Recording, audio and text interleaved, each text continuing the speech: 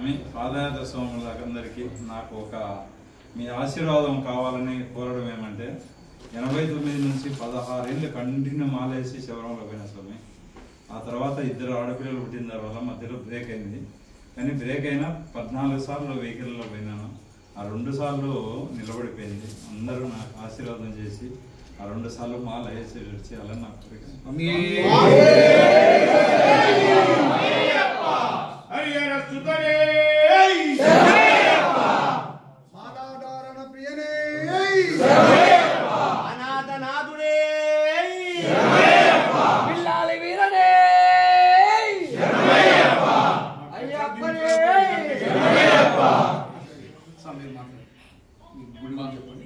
మా గుడి ఇక్కడ దాదాపు 7 సంవత్సరాల నుంచి మేము గుడి నిర్మిస్తూ ఉన్నాము.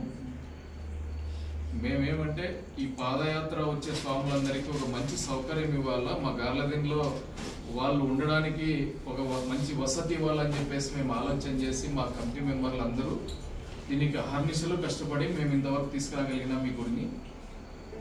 దాదాపు నెక్స్ట్ ఇయర్కి ఈ గుడినంతా ఈ భక్తులకి మేము అంకితం చేయాలని చెప్పేసి మా వరకు మేము బాగా కష్టపడి దీన్ని తీసుకొని పోతున్నాము.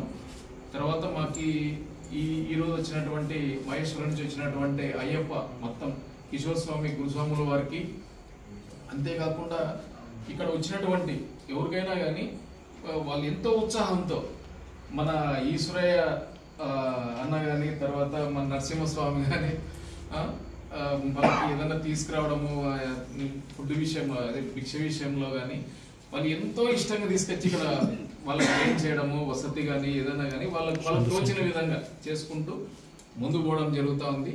ఈ గుడినైతే ప్రతి ఒక్కరికి ఈ భక్తులు మా కమిటీ తరఫున మేము ఇక్కడ విచ్చేసినటువంటి మహేశ్వరం అయ్యప్ప స్వామి భక్తులందరికీ మేము స్వాగతం పలుకుతూ వాళ్ళకి కృతజ్ఞతలు మా ఇక్కడ విచ్చేసినటువంటి అందరికీ మేము కృతజ్ఞతలు కూడా తెలియజేస్తా ఉన్నాము.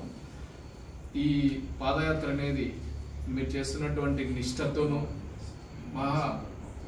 చేసే ఈ కార్యక్రమం అనేది భగవంతుని యొక్క ఆయు ఆరోగ్యాలు, అష్ట ఐశ్వర్యాలు, మంచి ఆరోగ్యం ప్రసాదించాలని చెప్పేసి కోరుతా ఉన్నాం. అయ్యప్పని కోరుతా ఉన్నాం. నేను దాదాపు 24 సంవత్సరాల నుంచి అయ్యప్ప దీంట్లో ఉన్నాను స్వామి. నిజంగా ఈ మధ్య ఎట్లయిపోతుందంటే అయ్యప్ప స్వామిలో అందరూ తెలుసుకోవాల్సిన విషయం ఏంటంటే అయ్యప్ప మాల అనేది కోరికల కోసమో వరాల కోసమో అయ్యప్ప మాలను ఎవరు ధరించరాదు. అయ్యప్ప మాల ధరించాలంటే ఫస్ట్ కొన్ని క్వాలిటీస్ ఉండాలి మనలో. ఏంటంటే పెద్దలను గౌరవించే గుణం ఉంటేనే అయ్యప్ప మార్గంలోకి రావాలి. దాని తర్వాత ఫస్ట్ నువ్వు ఎక్కడైతే మాల వేయనుకుంటావో ఆ గురువుని గౌరవించి పూజించే నైతికత నీకుంటేనే నువ్వు మాల వేయాలి. ఎందుకంటే మనం ఏదో మాల వేసుకున్నాము, పక్కన సామేశాడు ఇంకో సామేశాడిని మాల వేయరాదు. అయ్యప్పని త్రికరణ శుద్ధిగా నమ్మి అంతఃకరణ శుద్ధితో పూజ చేయాలంటే ఫస్ట్ నీకు 2 క్వాలిటీస్ ఉండాలి. నీ తల్లిదండ్రిని పూజించే అలవాటు నీకు ఉండాలి. తర్వాత గురువును గౌరవించాలి. మెయిన్ మన ఈ అయ్యప్ప మాలలో మెయిన్ మూల స్తంభం గురువు ఆశీర్వాదం లేనిది ఆ అయ్యప్ప కూడా ఆశీర్వదించరు మనల్ని. అందుకని మీరు ప్రతి ఒక్కరూ గురువును ఆశీర్వదించండి. మనకు జన్మనిచ్చిన తల్లిదండ్రులు కనిపించిన దైవాలు అమ్మ నాన్న, వారిని మనం ఎప్పుడు ప్రేమతో చూడాలి, ప్రేమతోనే పలకరించాలి, ప్రేమతోనే వాళ్ళని చూడాలి.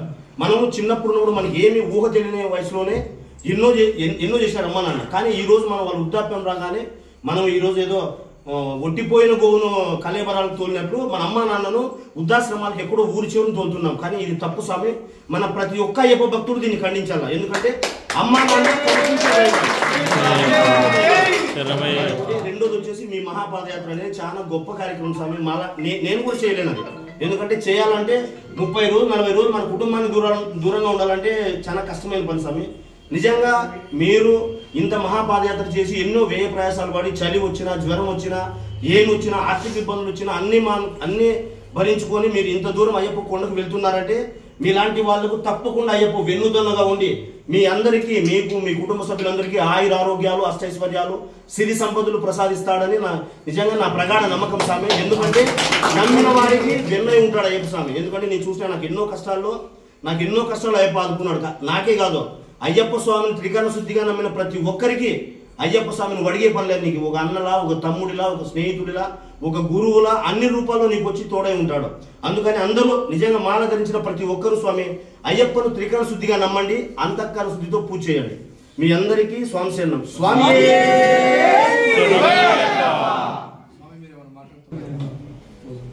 ఎంతో నిష్ఠతో చాలా దూరం నుంచి పాదయాత్ర వస్తున్న అయ్యప్పలందరి పాద ప్రాణం అయ్యప్పలందరికీ పాద ఈ కార్యక్రమము చాలా గొప్పగా మీ సహకారంతో జరుగుతుంది. ఇది ఇలాగే జరగాలని, ఇట్లాగే మంచిగా అయ్యప్పకు ఆలయంలో నివాసం ఇవ్వాలని, రాత్రిపూట షెల్టర్ ఇవ్వాలని మేము మనసారా వాంఛిస్తున్నాము. అయ్యప్ప దేవుళ్ళందరికీ ఉండాలని అయ్యప్పను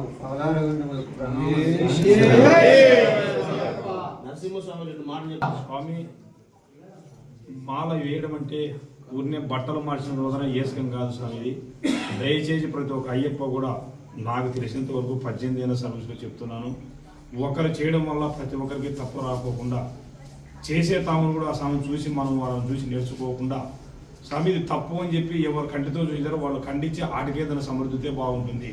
మళ్ళా తెచ్చి మన గ్రూపులో దాన్ని చేయడం వల్ల ఆ స్వామి చేసినాడు కదా నాకు ఏమీ రాదు కదా అని నేను కించపరిచి ఎంతోమంది ఇబ్బందులు పెట్టినా కూడా నేనన్నీ దిగమింగుకుంటే పోయినా ఇంతవరకు నాకేమి ఏ లోటు లేకుండా ప్రతి ఒక్కటి తినే అన్నం లేకపోతే 10 మంది పెట్టడానికి నాకు భగవంతుడు చాలా అవకాశాలు ఇచ్చినాడు. నేను ఈరోజు ఈ పాదయాత్ర అయ్యప్ప స్వామి బృందానికి కూడా ఎంతో మంది వేల మందికి కానీ నాకు భయపడదంటే నేను ఉన్నాను, మా ఈశ్వర గురుస్వామి గారు తోడు ఉంటానని చెప్పినందువల్ల నేను దాని ముందంజలో ఉన్నాను. కానీ అది ఏ విధంగా వస్తుందో మీకు ఏ విధంగా చేస్తానో నాకంటూ ఏ 10 ఎకరాల భూమి లేదు, నేను పండించి తినేంత శక్తి నా దగ్గర లేదు. ఎట్లా వస్తుందో ఎట్లా పోతుందో నాకే తెలియదు. మీరు కూడా ప్రతి ఒక్కరికి అయ్యప్ప స్వామి మాల వేసిన వారికి ఎవరికైనా కూడా మీ